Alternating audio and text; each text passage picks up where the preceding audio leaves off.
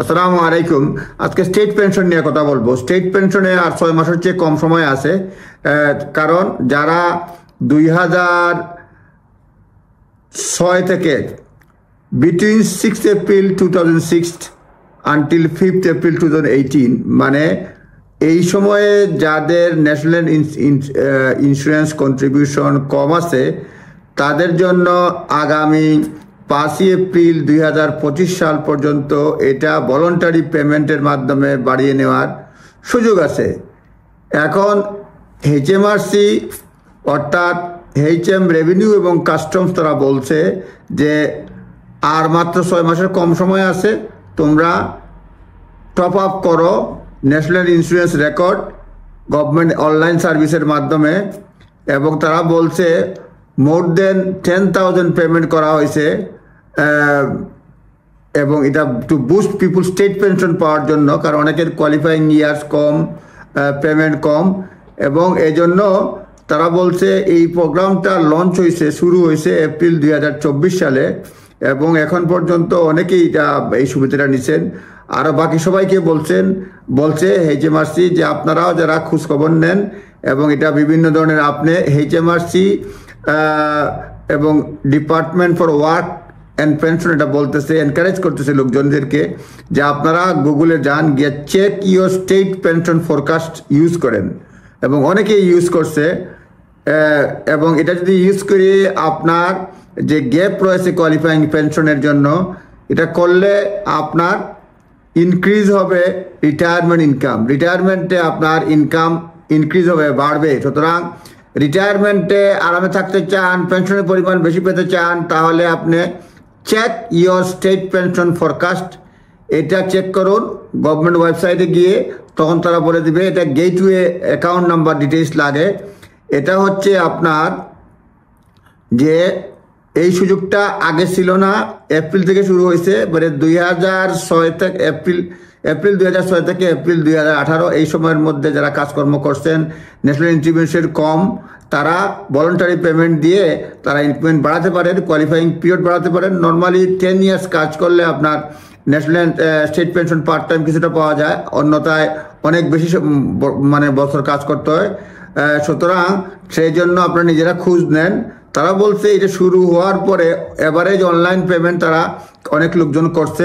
Majority customer তারা অনেকেই call করছে, 51% টপ আপ করছে, এবং তারা গড়ে এভারেজ অনলাইন পেমেন্ট করছে 1,193 পাউন্ড।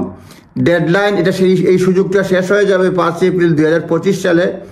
সিন্স ইট লঞ্চ, যদিও লঞ্চ করার পরে প্রায় 3.7 million people use online checking tool two view দিয়ার স্টেট পেনশন ফরকাস্ট, তাদের স্টেট পেনশনের অবস্থা দেখার জন্য তারা করছে।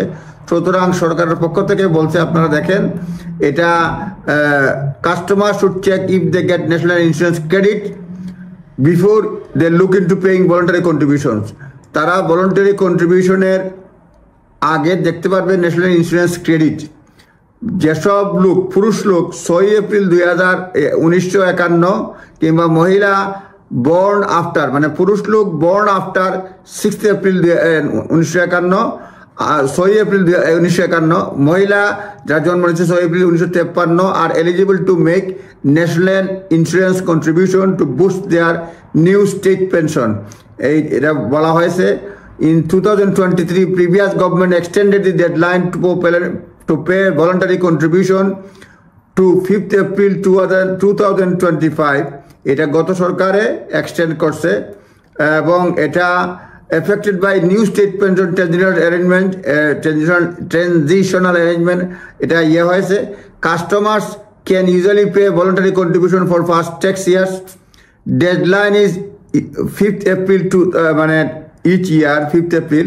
বলছে normally customer pay voluntary contribution গত 5 বছরের, কিন্তু এই সুযোগটা হচ্ছে 2006 থেকে 2018 এই সময় যদি থাকে, কারণ আপনার স্টেট পেনশন তো বাড়াতে হবে, আরামে থাকতে হবে। সেই জন্য আপনার দেখা গেল খোঁজ দিয়ে দেখলেন কোনো সময় কাজ করেন নাই, এটা এনআই কন্ট্রিবিউশন করেন নাই, সুতরাং আপনি কোয়ালিফাইং যে পেমেন্ট যে ইয়ার সেগুলি সাফিসিয়েন্ট না, সেই জন্য রিটায়ারমেন্টের ইনকাম বাড়ানোর জন্য, স্টেট পেনশন বাড়ানোর জন্য আগামী এবং এই যেগুলি ঘাটতি রয়েছে 2006 এপ্রিল থেকে 2018 এপ্রিল ডেট রয়েছে, সেই সময়ের মধ্যে কোনো কিছু যদি থাকে আপনি ঘাটতিটা আপনি ফরকাস্ট যেটা একটু আগে বললাম সেটা চেক করে আপনি ভলান্টারি ইনকাম বাড়াতে পারেন, মানে ভলান্টারি কন্ট্রিবিউশন করতে পারেন। ভলান্টারি কন্ট্রিবিউশন করলে আপনার রিটায়ারমেন্ট ইনকাম বাড়বে।